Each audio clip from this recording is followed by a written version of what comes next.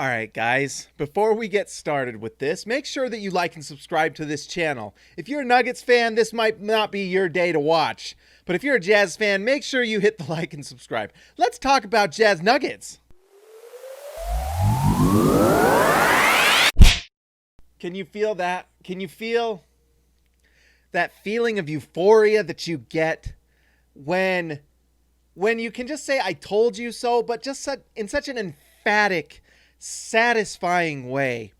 Tonight we saw the second game in a row the Utah Jazz obliterated the Denver Nuggets, destroyed them, absolutely embarrassed them.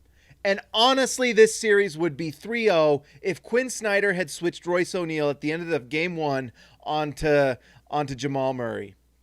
Because, there's not a lot you could say about the Denver Nuggets right now that's very positive for what's going on here. And I know that the certain national people who didn't spend a second watching the Jazz are back-treading about as hard as a water polo player playing against a shark or something like that. Because guess what? What we're seeing is what Jazz fans have been seeing all season long.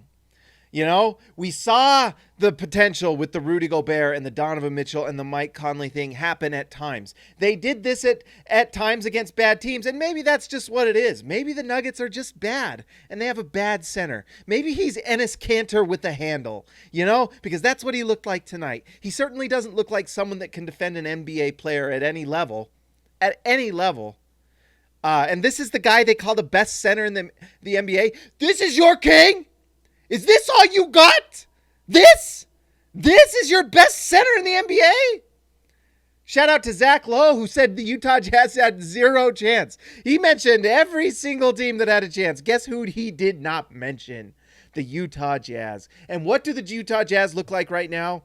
They look like the best team in the league. With their ability to score and defend, it's unbelievable. Donovan Mitchell, in the 2 games that Mike Conley was out, looks like an absolute superstar. Now, with Mike Conley on the floor, you share those responsibilities, and so it opens things up, and it just gets even more efficient. So you're not going to see 38 probably from Mitchell, although probably next game with the way the Jokic plays wet toilet paper defense, the way he does that, you never know. But tonight, Mike Conley was just a masterful, just incredible. He played with dad strength tonight. I tell you what, tonight he was 7 for 8 from 3, 9 for 13 from the field, 27 points, 4 assists. It was just, he was destroying the Nuggets, and they have no answers. Their best defender is Torrey Craig, who apparently used to be able to shut down Donovan Mitchell. But you know what? He hasn't done a very good job this series because, and you can put Torrey Craig on Donovan Mitchell all you want, but what are you going to do about Mike Conley? And guess what? Now you've got to also deal with Royce O'Neal, who has been just an absolute beast in the last 2-3 games. Game 1, he struggled with foul trouble, but in this game, absolute monster performance from Royce, who's just shutting down Jamal Murray, shutting him down. There is just nothing going on. Jamal Murray in this game, I think, what was he? Jamal Murray, 12 points, 5 for 16 from the field.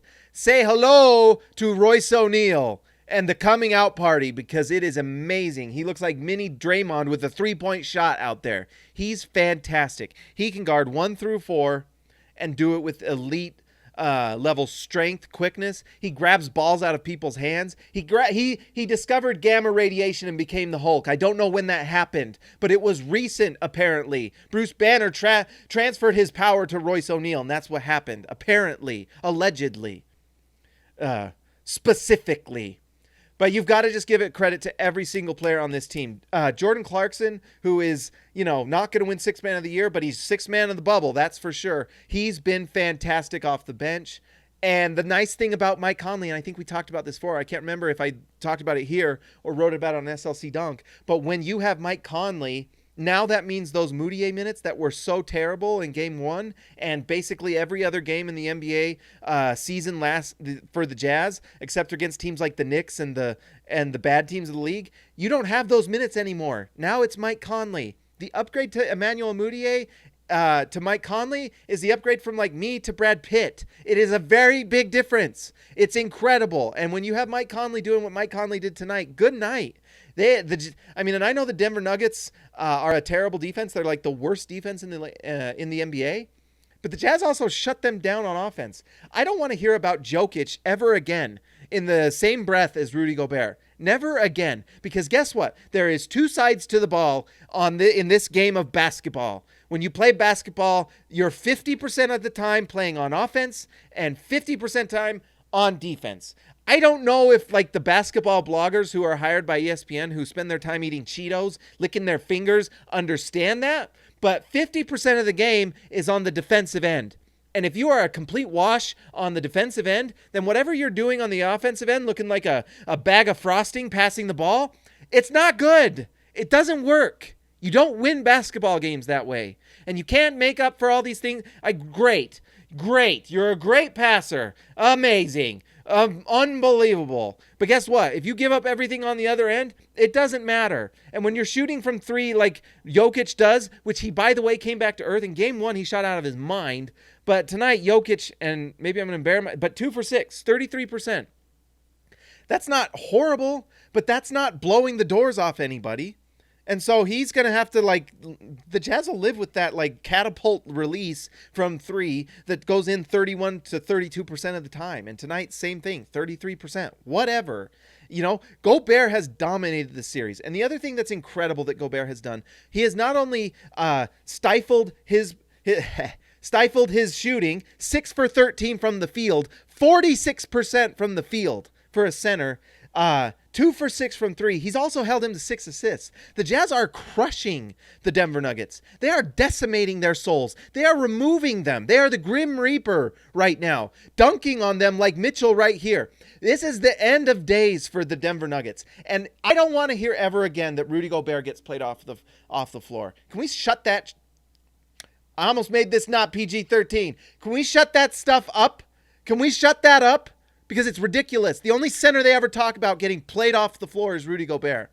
But it's by these guys that never watch the Jazz until they get to the playoffs, and they're forced to because it's TNT, and they're forced to watch games because that's what they're paid to do, and they watch them play the Rockets, who, by the way, Rudy Gobert did fine against. It's interesting what happens with the Utah Jazz when you put 4 good shooters around Rudy Gobert. Turns out you can score a lot of points.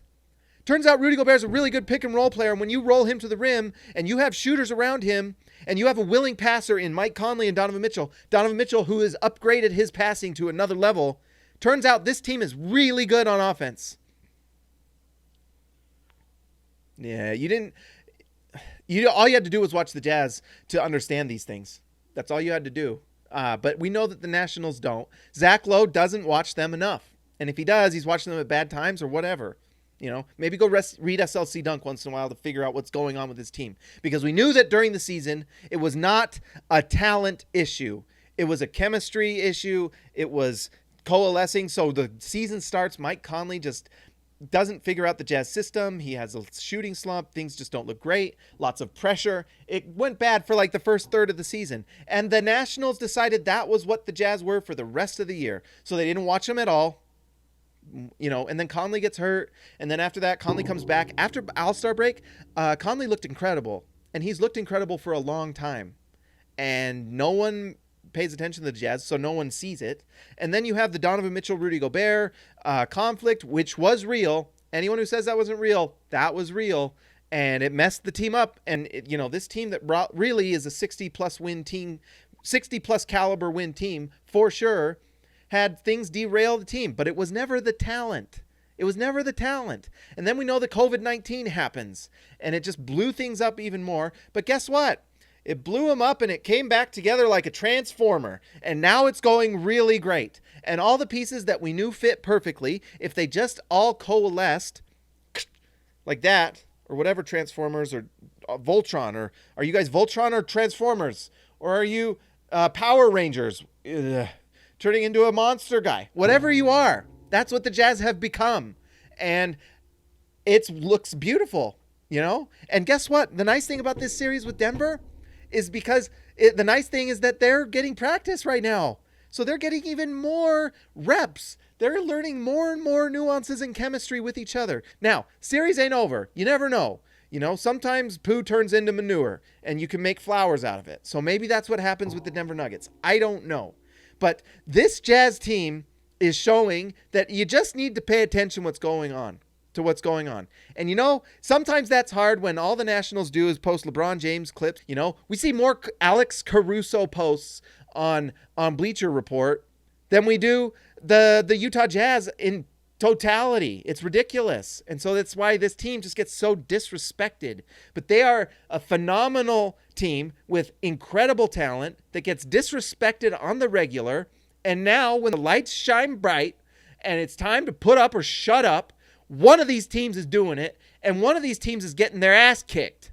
It's the Utah Jazz killing the Denver Nuggets. And anyone who didn't think this was a possibility is either just, a national or someone who's just used to listening to nationals say things that they're not educated about. But we know this Jazz team has a chance to be really good. And we'll see what happens in the second round, and we'll see if, maybe some miracles happen with Denver. Who knows? But it's incredible what the Jazz are doing. It's incredible. It's incredible. And it's impressive in so many different ways. Now they just have to keep it going. You just got to stay healthy, play your game, do the right thing, make the right plays. They're just making so many good decisions too. Some of the passing is just so elite to get the right shot. And players are shooting with confidence. And that's part of Denver giving them this confidence. But this is going to roll over to the next round if the Jazz are able to close this series out. We will talk to you later, guys.